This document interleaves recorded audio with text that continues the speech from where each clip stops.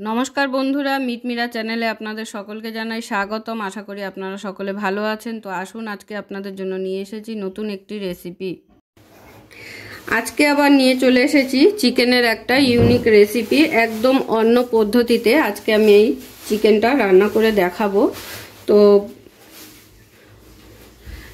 কিভাবে রান্নাটা করব সেটা জানতে হলে কিন্তু পুরো ভিডিওটা আপনাদের দেখতে হবে। স্কিপ করে চলে গেলে কিন্তু খুব বড় মিস করে যাবেন, কারণ এই চিকেনের পদ্ধতিটা একদম অন্যরকমভাবে আজকে আমি তৈরি করে দেখাবো।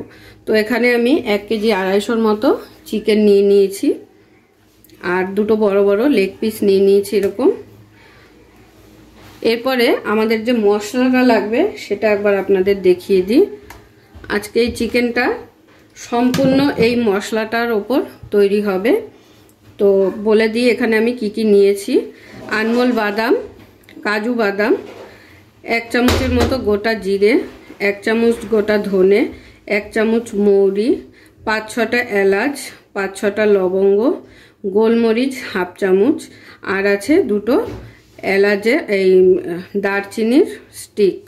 তো এই মশলাটাকে আমাদের প্রথমে শুকনো খোলায় ভেজে নিতে হবে। ভেজে নিয়ে এটার একটা ডাস্ট তৈরি করে নিতে হবে। তাহলে চলুন শুরু করছি আজকের রেসিপি। তো এবারে আমি মশলাটাকে শুকনো খোলায় ভেজে নেব। তার জন্য আমি একটি কড়াই বসিয়ে দিয়েছি। কড়াইতে এবার সমস্ত মশলাগুলোকে একসাথে নিয়ে শুকনো খোলায় টেলে নেব। দেখুন, শুকনো খোলায় সমস্ত মশলাগুলো খুব ভালো করে ভেজে নিয়েছি। এবারে মশলাটাকে একটা প্লেটে নামিয়ে নেব। তো এই মশলাটাকে ঠান্ডা করে আমাদের পেস্ট করে নিতে হবে। তো ওই জন্য প্লেটে নিয়ে নিলাম। প্লেটে একটু ঠান্ডা হলে পেস্ট তৈরি করে দেবো। এরপরে কড়াইটা আবারও বসিয়ে নিলাম। কড়াইতে দিয়ে দেবো সর্ষের তেল।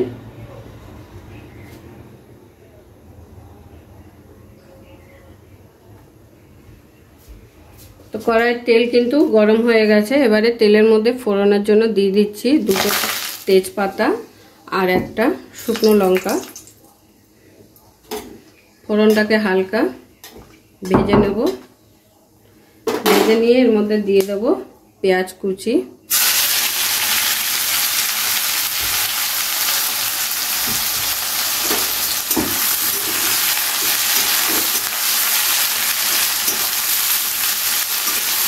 পেঁয়াজটাকে খুব ভালো করে ভেজে নিতে হবে, ব্রাউন করে। আর পেঁয়াজটা যতক্ষণে ভালো করে না ভাজা হচ্ছে ততক্ষণ কিন্তু কিছু দেওয়া যাবে না এর মধ্যে। ওই জন্য পেঁয়াজটাকে খুব ভালো করে আমাদের আগে ভেজে নিতে হবে।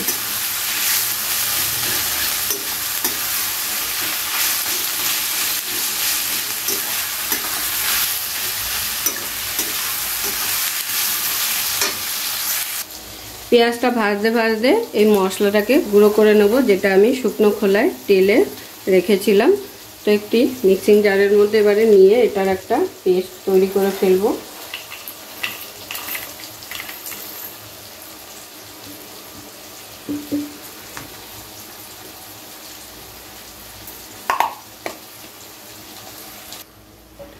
তো দেখুন, পেঁয়াজটাকে ঠিক এরকম পর্যায়ে করে ভেজে নিতে হবে। এরপরে এর মধ্যে দিয়ে দেবো সামান্য পরিমাণ জল।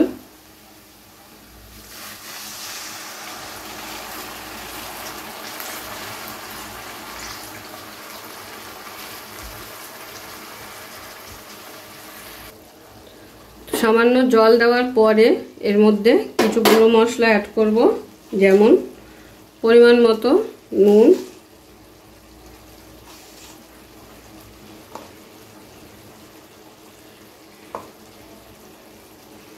হলুদ,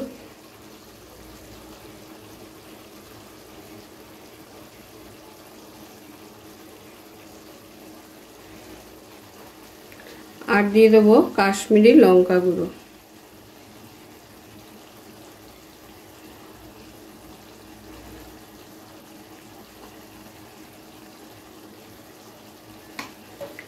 এরপরে যে শুকনো খোলায় টালা মশলাটা রেডি করেছি সেটা দিয়ে দেবো।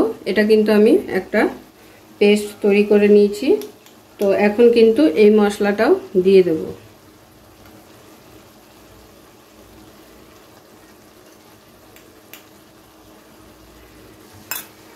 এবারে সমস্ত কিছুকে একসাথে ভালো করে কষিয়ে নেব।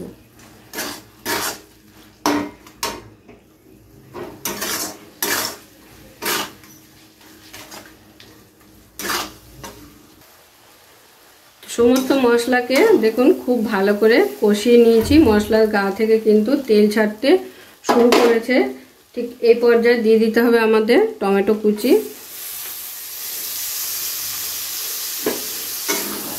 তো আমি বলে দিই 1 কিলো 250 মাংসের জন্য আমি এখানে মিডিয়াম সাইজের 4টে পেঁয়াজ নিয়েছিলাম, আর টমেটো দিয়ে দিলাম 1.5 খানা মতো, মানে একটা গোটা আর হাফ। মাংসের পরিমাণ বুঝে কিন্তু পেঁয়াজটা আর টমেটোটা ব্যবহার করতে হবে। এবারে কিছুক্ষণ গ্যাসের ফ্লেমটাকে লোতে রেখে এটা রান্না করে নেব যতক্ষণে না টমেটোগুলো গলে যাচ্ছে। তো দেখুন টমেটোটা কিন্তু গলে একদম ভালো করে গলে গেছে আর তেল ছেড়ে দিয়েছে। এবারে এখানে কিছু বাটা মশলা অ্যাড করব।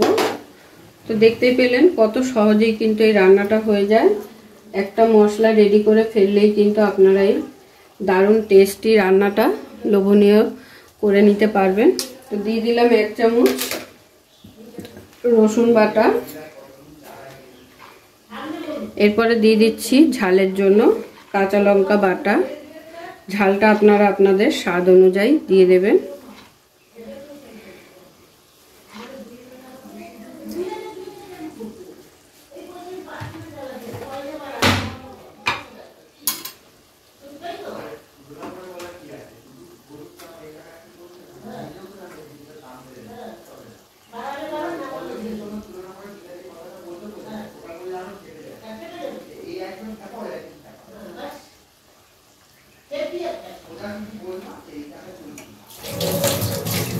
এরপরে দিয়ে দেব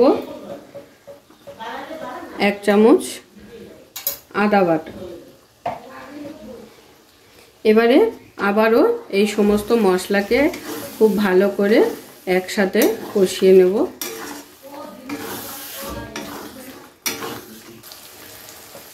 তো এবারে আমি একটা স্পেশাল জিনিস দেবো, সেটা হলো একটা গোটা রসুন দিয়ে দেবো। যারা এই গোটা রসুন মাংসে খেতে ভালোবাসেন তারা এর স্বাদ জানেন। তো এই গোটা রসুনটা দিয়ে দিলাম। এবারে এই মশলাটা কিন্তু আমার খুব ভালোভাবে সমস্ত কিছু কষে গেছে আর তেলও ছাড়তে শুরু করেছে। এবারে আমি চিকেনটা এর মধ্যে দিয়ে দেবো।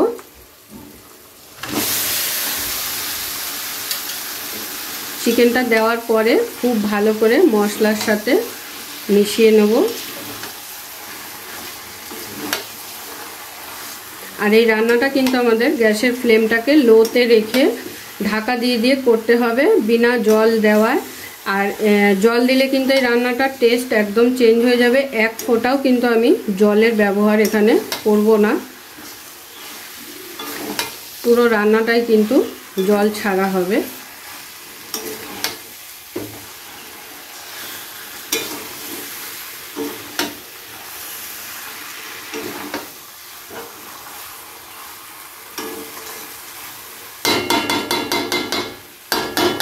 চিকেনটা দিয়ে খুব ভালো করে মশলার সাথে মিশিয়ে নিয়েছি। এবারে গ্যাসের ফ্লেমটাকে লোতে করে ঢাকা দিয়ে দেবো। আর ঢাকা দিয়ে দিলেই দেখবেন অনেকটা জল ছেড়ে গেছে। তো দেখুন প্রায় 10 মিনিটেরও বেশি হয়ে গেছে, 15 মিনিটের মতন হয়ে গেছে। আমি ঢাকনা চাপা দিয়ে রেখেছিলাম।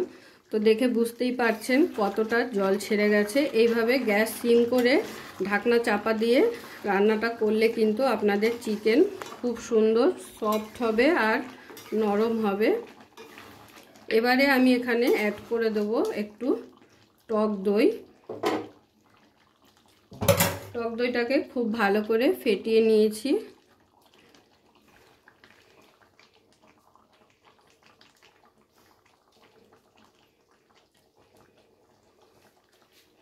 টক দইটা দিয়ে আবারও খুব ভালো করে মিশিয়ে দেব। তো দইটাকে খুব ভালো করে মিশিয়ে দেওয়ার পরে দিয়ে দিচ্ছি এখানে কাসুরি মেথি পাতা।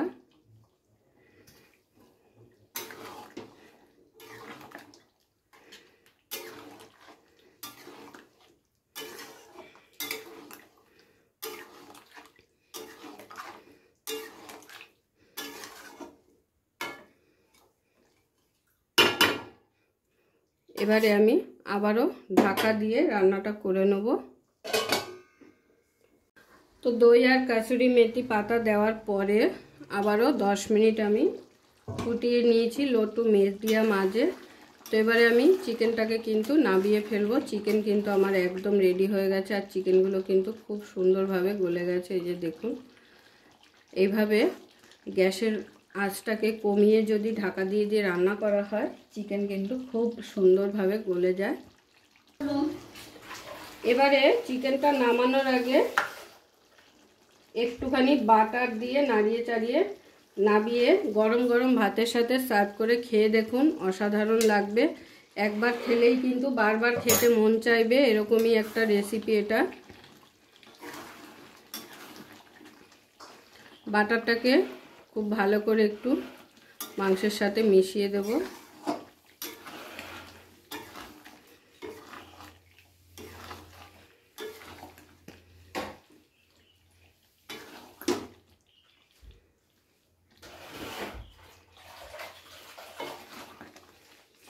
তো বাটার গলিয়ে নেওয়া হয়ে গেছে। এবারে আমি গরম গরম প্লেটে সার্ভ করে নেব।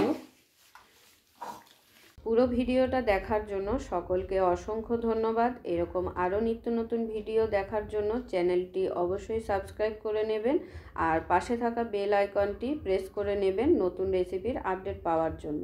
তো সবাই ভালো থাকবেন, সুস্থ থাকবেন। আবারও দেখা হচ্ছে আপনাদের সাথে নতুন একটি রেসিপি নিয়ে।